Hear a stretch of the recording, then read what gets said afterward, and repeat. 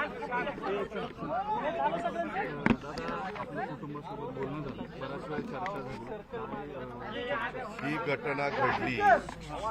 घटना घडल्यानंतर मी आमच्या पिंपरी चिंचवडचे CP चौबे म्हणून आहेत त्यांना मी ताबडतोब सांगितलेलं होतं की ही अतिशय चुकीची घटना आहे आणि त्याच्यामध्ये कुठल्याही परिस्थितीमध्ये कुणाची हायगाय करायची नाही, कुणाचा राजकीय हस्तक्षेप आला तरी जुमानायचा नाही।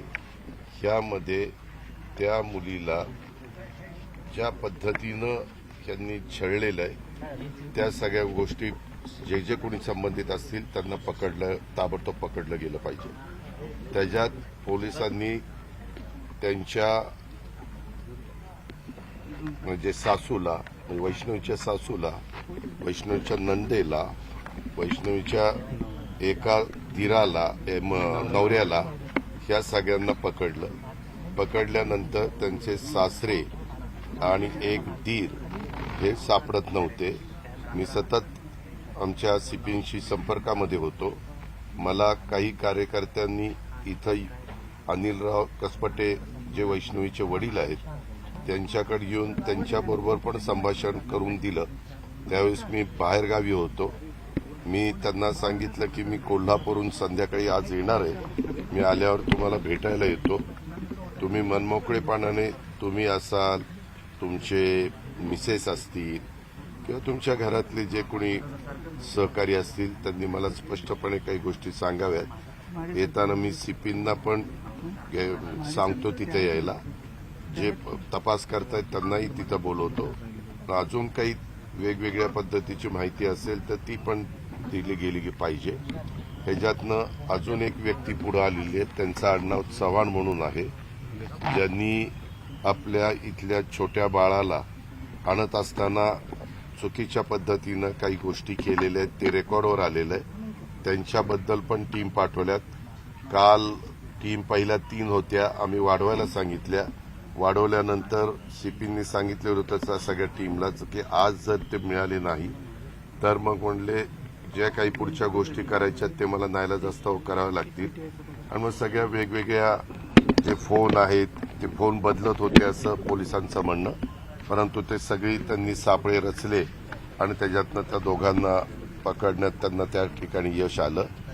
कुठल्याही परिस्थितीत त्यांचे PC घेऊन ह्यामध्ये वेगवेगळी जी कलमं आहेत त्या कलमाचा अंतर्भाव करून हे सगळी केस अतिशय चांगल्या पद्धतीच्या सरकारी वकील, मी त्यांनाही कुटुंबियांना विचारलं की तुमचं काय म्हणणं आहे। त्यांनी 1-2 नावं दिलेली आहेत, त्यांच्याशी पण आम्ही बोलणार आहे, कारण उद्याच्याला सरकारी वकिलांच्यावर पण कुठलाही दबाव येता कामा नये आणि यांना न्याय कसपटे परिवाराला मिळाला पाहिजे।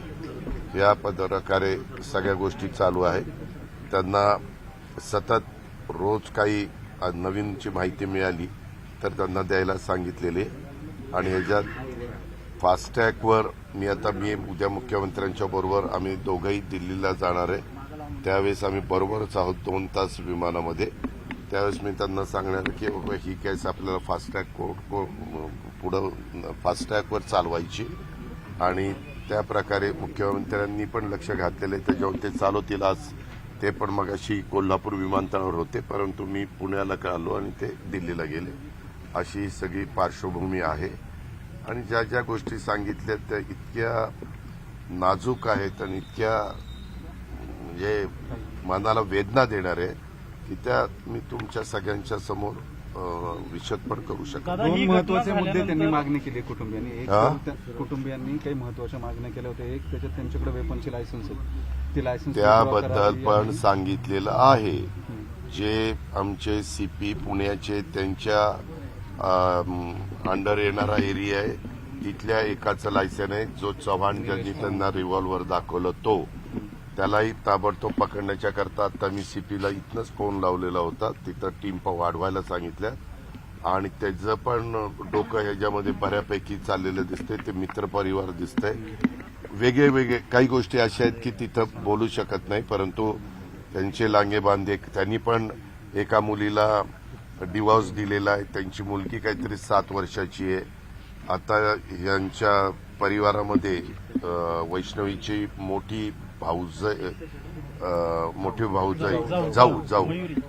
जाऊ ही पण तिच्या घरी माहेरी गेलेली आईकडं तिनं पण मीडियाच्या अनेक चॅनलला कशा कशा पद्धतीनं ही लोक छळत होती हे सांगितलेलं आहे. त्याच्यावर ह्या सगळ्या गोष्टीचं रेकॉर्डवर घेऊन ह्यामध्ये पोलीस यंत्रणा अतिशय बारकाईनं सगळ्या गोष्टीचा उल्लेख करून ती केस इतकी स्ट्रॉंग करायचा प्रयत्न करते की जेणेकरून ह्यांना सर्वांनाच अतिशय कडक अशा प्रकारची शिक्षा झाली. दादा, पोलिसांवर मोठी टीका होती पिंपरी चिंचवड पोलिसांवरती. 8 दिवस लागले या आरोपींना पकडायला.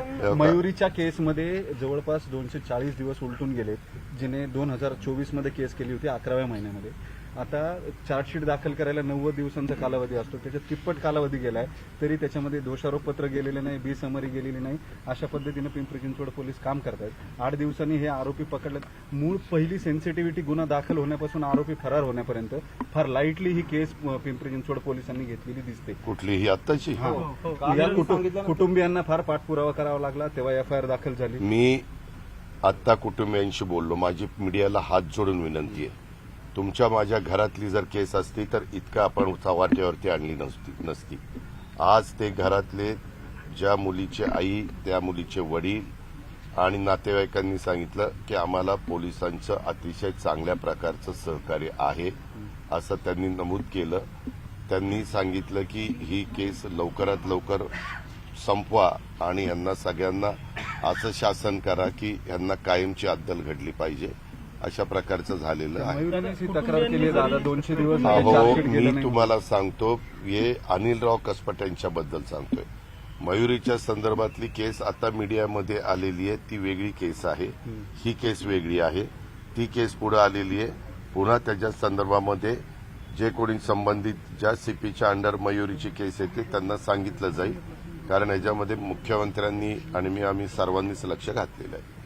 दादा, हे प्रकरण झाल्यानंतर जी हगवण्यांची मोठी सून आहे तिने मोठे गौप्यस्फोट केलेले आहेत की पोलिसांनी 8 तास रक्तबंबाळ परिस्थितीत तक्रार करायला घेतली तर तक्रार देखील नोंदवून घेतली नव्हती. आणि आता हे जर असं झालेलं असेल त्याची शहानिशा केली जाईल आणि ह्याच्यामध्ये जर कोणी पोलीस दोषी असतील, ऑफिसर दोषी असतील तर त्यांच्यावर पण कारवाई केली. खुनाचा गुन्हा दाखल करावा म्हणून मागणी केली. प्रमुख मागणी त्यांची सौम्य ती कलम आहे. दाखल झालेत, कडक कलम दाखल करण्यात यावं असं मागणी कुटुंबाची. तुम्ही मेहरबानी करा मीडियावाल्यांनो, तुम्हाला इतकं वकिलापेक्षा जास्त ज्ञान मिळालेलं आहे. अशा पद्धतीनं केलं तर उद्या काही कलमं अशी घातली आणि त्या कलमाच्या संदर्भात तशा प्रकारचे पुरावे तुम्ही सादर केले नाही तर केस वीक होते. ही गोष्ट समजून घ्या.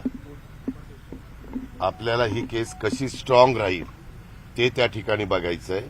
आणि मधल्या काळामध्ये अशा प्रकारे काही घरातले लोक नवीन लग्न झालेल्या मुलींना, विशेषतः त्या घरातले सासरे असतील, सासू असतील, नणंद असेल, नवरा असेल, दीर असेल, हे छळतात. अशा काही गोष्टी पुढे आल्यानंतर वेगवेगळे कायद्यामध्ये दुरुस्ती पण केलेली आहे. पहिले तर कायदे आहेतच, परंतु त्याच्यामध्ये काही नवीन पण त्याच्यामध्ये अंतर्भाव केलाय. उदाहरण जर सांगायचं झालं तर 3(5) हे भारतीय दंडविधान संहिता कलम, त्याच्यामध्ये 304(ब) ह्याच्यामध्ये देखील तुम्ही जर खोलात गेला तर हे भारतीय दंडविधान पण अतिशय महत्वाचं आहे. आणि ह्याच्यात आता 80(2), 108, 118(1), 115(2), 352, 351(2), 3(5), त्याचबरोबर 304(ब), 306, 324, 323, 504, 506, 34 प्रमाणे ते गुन्हे दाखल केलेले आहेत. एवढी आपण कलमं टाकलेली आहेत. तुम्ही म्हणताय त्या गोष्टीचा मी पण विचार केलेला होता, परंतु मी आता त्याला जे उत्तर दिलं ते पण तेवढंच महत्वाचं आहे. कारण शेवटी कोर्टापुढं केस जाती त्यावेळेस आपण आपल्याला चांगल्यातला चांगला वकील आम्ही लावणार, परंतु ती समोरचे पण लोक त्याच पद्धतीनं प्रयत्न करणार. त्यावेळेस आपली कुठल्याही बाबतीमध्ये केस मध्ये कमकुवतपणा राहता कामा नये. दादा कसपट हे कुटुंब असेल किंवा मयुरी असेल यांनी जे आयजी आहेत जालिंदर सुपेकर यांचं नाव घेतलेलं आहे महत्वाचं, आणि या प्रकरणात हगवणेला जालिंदर सुपेकर मदत करत होते आणि त्यांच्या नावाने धमकी देखील दिली जायची दोन्ही सुनांना, असं समोर येते. आणि दोघांनी माझ्या पण समोर आलं, मी जालिंदर सुपेकरांशी बोललो. जालिंदर सुपेकरांना सांगितलं की ही मॅटर तुम्ही बघताय, वेगवेगळ्या अधिकाऱ्यांच्या वेगवेगळ्या तुमच्या पण काही अधिकाऱ्यांच्या ओळखी असू शकतात, सगळ्यांच्याच कुणाकुणाच्या ओळखी असतात. त्यांना सांगितलं की अशा पद्धतीनं दबक्या आवाजात बोललं जातं, यदा कदाचित कुठं फोनचं किंवा कुठं असं काही कनेक्शन जोडलं गेलं तर ते निश्चितपणे त्याच्या संदर्भामध्ये सरकार किंवा आमचा विभाग हायगाई करणार नाही. ते म्हणाले की माझा ह्याच्याशी दुरान्वय पण संबंध नाही. शेवटचा प्रश्न. तर अजित पवारांनी नुकतीच कसपटे कुटुंबियांची भेट घेतली आहे. वैष्णवीच्या मृत्यू प्रकरणाची केस ही अधिकाधिक स्ट्रॉंग बनवण्याचा सरकारचा प्रयत्न आहे. मुख्यमंत्र्यांसह सर्वांनीच या प्रकरणामध्ये लक्ष दिलेलं आहे. त्यामुळे जे जे दोषी असतील सर्वांना कडक शासन नक्की होईल असं आश्वासन सुद्धा अजित पवारांच्या वतीनं दिलं जात आहे. यानंतर